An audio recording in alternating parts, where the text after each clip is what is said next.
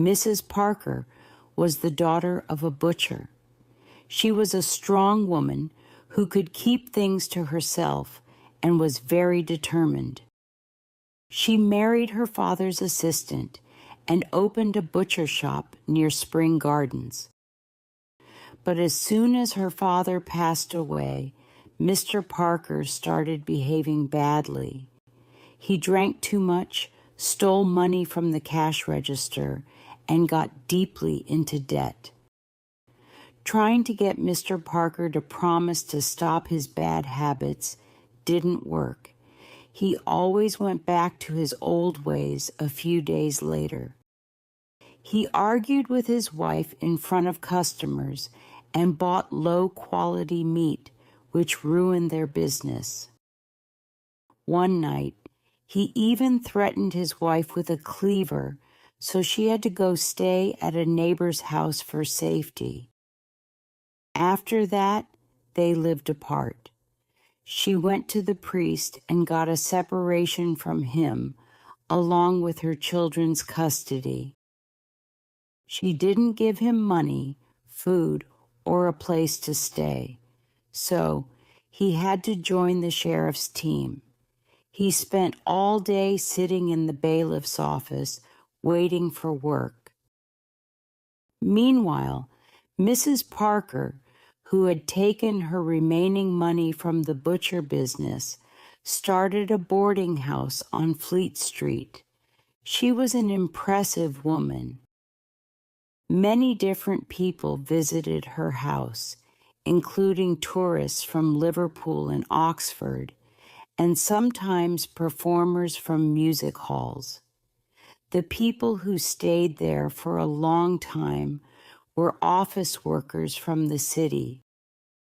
She ran the house well, knowing when to be nice, when to be strict, and when to ignore small problems. The young men who lived there called her the Madam. Mrs. Parker's young men paid 12 gold coins a week for food and a place to stay. They had similar interests and jobs, so they were good friends. James Parker, Mrs. Parker's son, worked as a clerk for a commission agent in Hardwick Street. People thought he was tough. He liked using bad words like soldiers do, and he usually came home very late at night.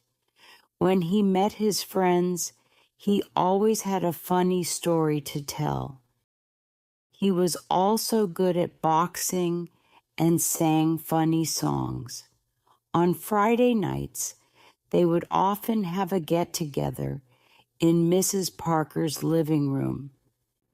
Singers from the music hall would perform, and James played lively music.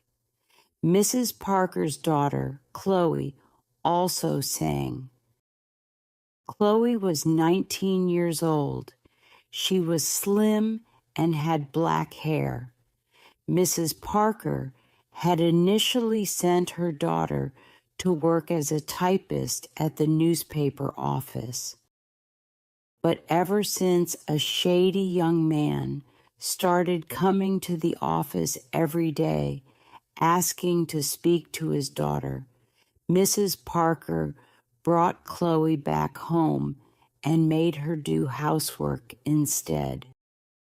Since Chloe was very lively, she wanted to socialize with young men.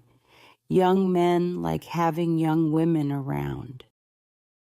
Chloe flirted with them, but Mrs. Parker, who was clever at judging people, knew that the young men were just having fun and were not serious about anything. This continued for a while, and Mrs. Parker started thinking about sending Chloe back to typing work.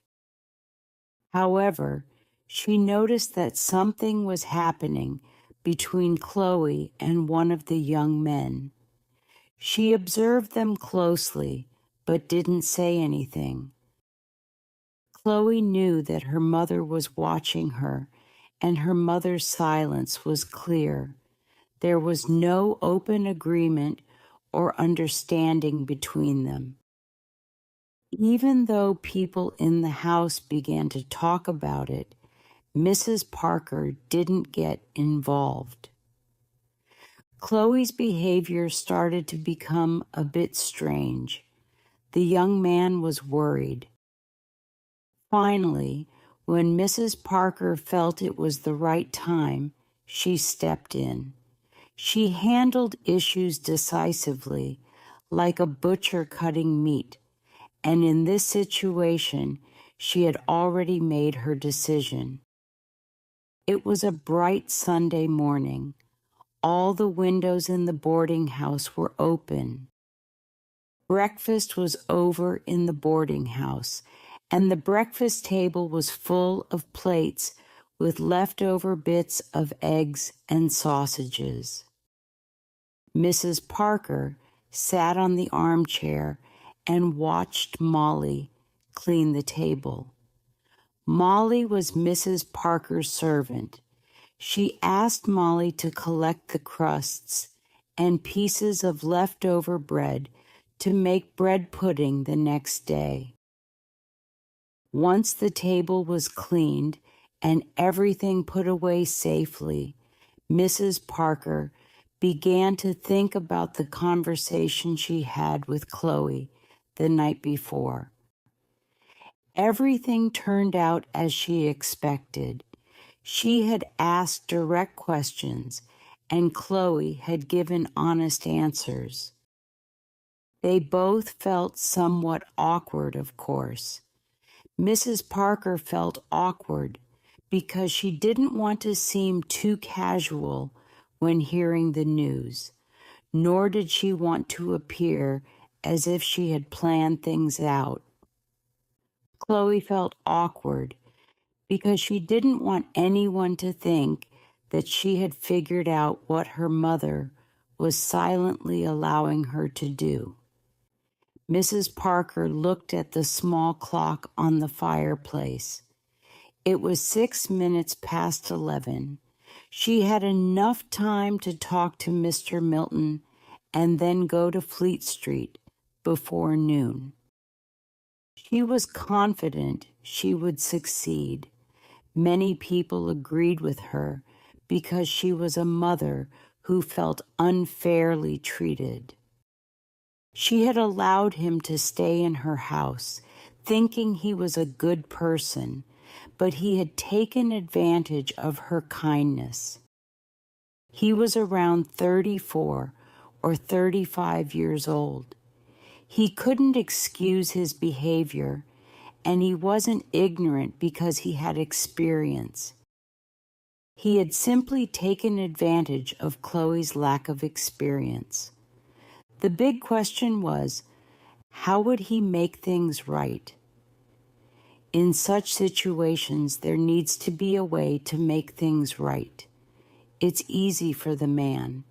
He can just move on like nothing happened after enjoying himself. But the girl suffers the most. Some mothers might accept money to settle such matters. She had heard of cases like that. But she wouldn't do that. The only way to make up for the loss of her daughter's honor was marriage. She checked all her options again before sending Molly to Milton's room to tell him she wanted to speak to him. She was confident she would succeed. Mr. Milton was a serious young man, not loud like others. She didn't think he would want a public scandal. Everyone in the house knew something about the situation, and there were rumors going around.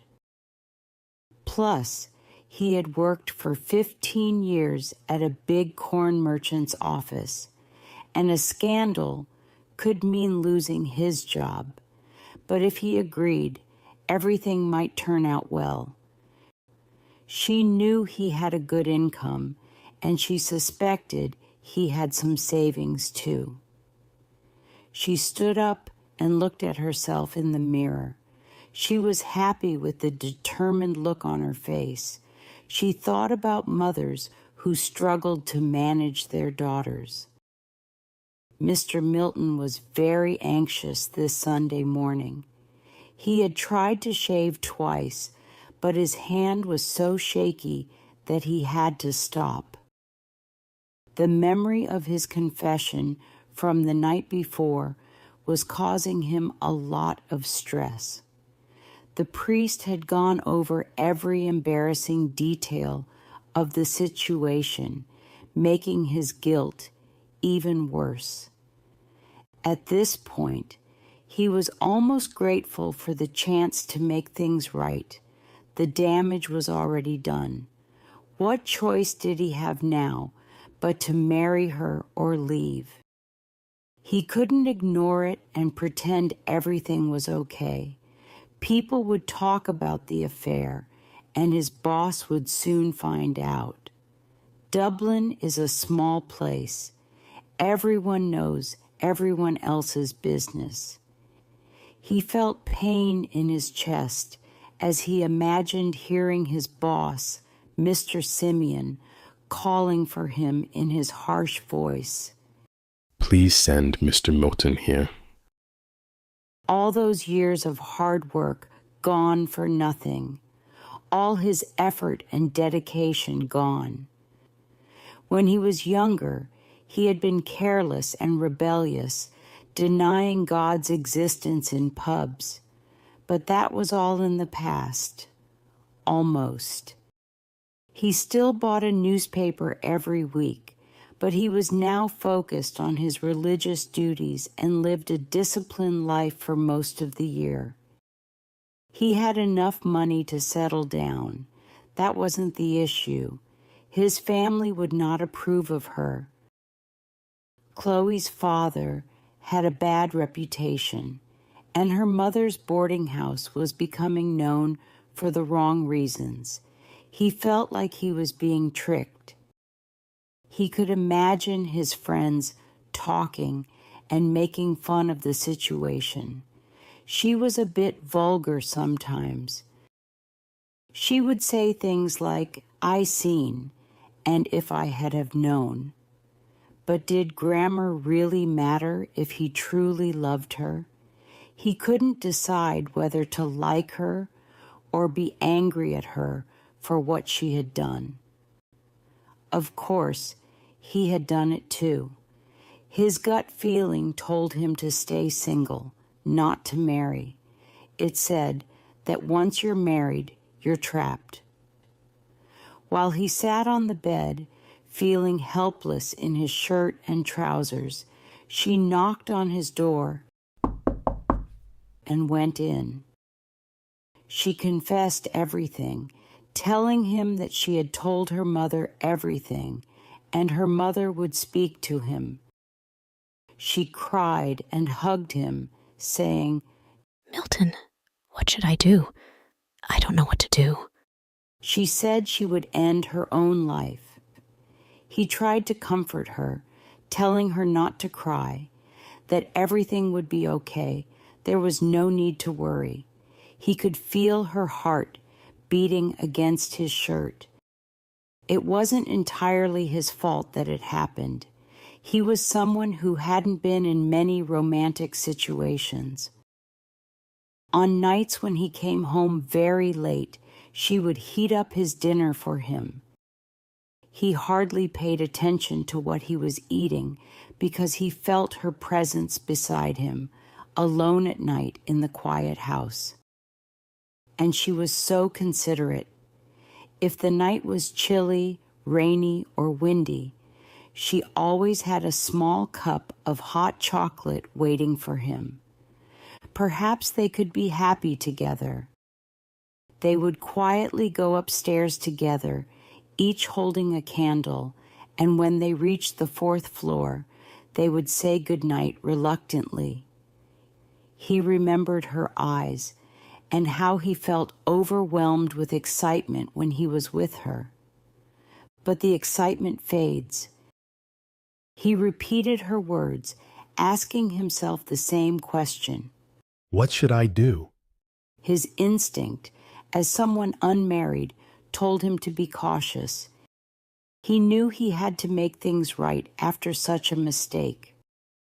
While he was sitting with Chloe on the bed, Molly came to the door and said that Mrs. Parker wanted to see him in the living room. He stood up to put on his coat and vest, feeling more helpless than ever.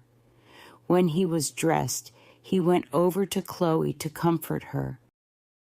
Milton told her that everything would be okay. There was no need to worry.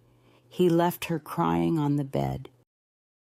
As he went down the stairs, his glasses fogged up so much that he had to take them off and clean them. He wished he could fly through the roof and go to a place where he wouldn't have to deal with his problems anymore.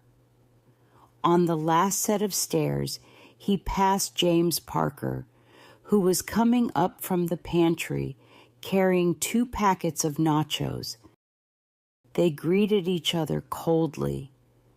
Milton looked at James's strong arms and thick face. When he reached the bottom of the stairs, he looked up and saw James looking at him.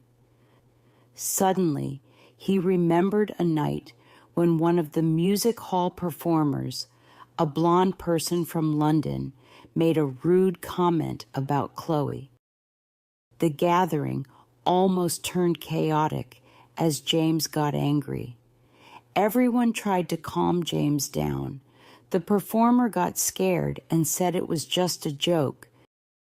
But James kept yelling at him, threatening that if anyone dared to do something like that to his sister again, he would fight them. Chloe sat on her bed, crying. Then she wiped her tears and walked to the mirror. She looked at herself from the side and put a hairpin above her ear. After that, she went back to her bed and lied down. She looked at the pillows for a long time, since they brought back pleasant memories. She leaned her head against the headboard and began to daydream. She didn't look worried anymore. She waited patiently, almost cheerfully, without feeling anxious. Her memories slowly faded away, replaced by hopes and dreams about the future. She was so lost in her thoughts that she forgot about the fact that she was waiting for something. Finally, she heard her mother calling her. She quickly got up and ran downstairs. Chloe, Chloe. Yes, Mother? My dear Chloe, Mr. Milton wants to speak to you. Then she remembered what she had been waiting for.